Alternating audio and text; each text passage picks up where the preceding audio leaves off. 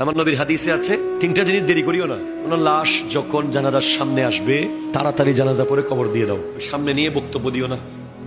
কথা কয় না, আছে না নাই? আমরা লাশ সামনে নিয়ে মোটামুটি 10-12 জন বক্তব্য রাখি, হুরুস্তু লাশের শান বলি।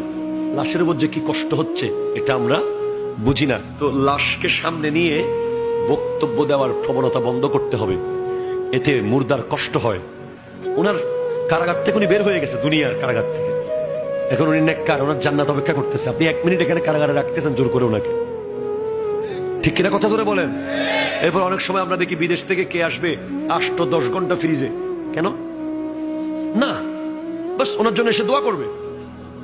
বিদেশ থেকে একজন লোক, ভাই ছেলে ভাই বোন কে আসবে, তার জন্য একটা মানুষকে বরফের ভিতরে আপনি ঢুকিয়ে রেখেছেন, না, তার উপর জুলুম করেছেন।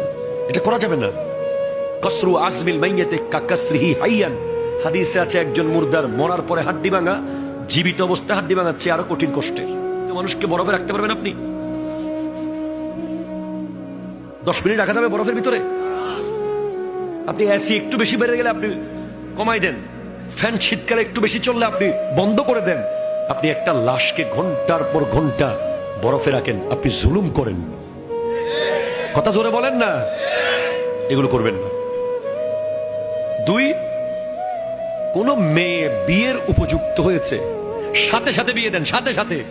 না মাস্টার্স পাস করাবো, না না দেখি আরো না। প্রতি মুহূর্তের গুনাহ বাবার কাঁধে। যতক্ষণ ওই মেয়ে আপনার কাস্টডির মধ্যে আছে, তার বেপরদাগি, তার গুনাহ, তার ফেসবুক, তার মেসেঞ্জার, তার চ্যাটিং, তার হাঁটা, তার চলা, তার শপিং, যা যা যেখানে যেখানে সে বেপরদা যাচ্ছে, প্রত্যেকটা গুনাহ বাবার কাঁধে।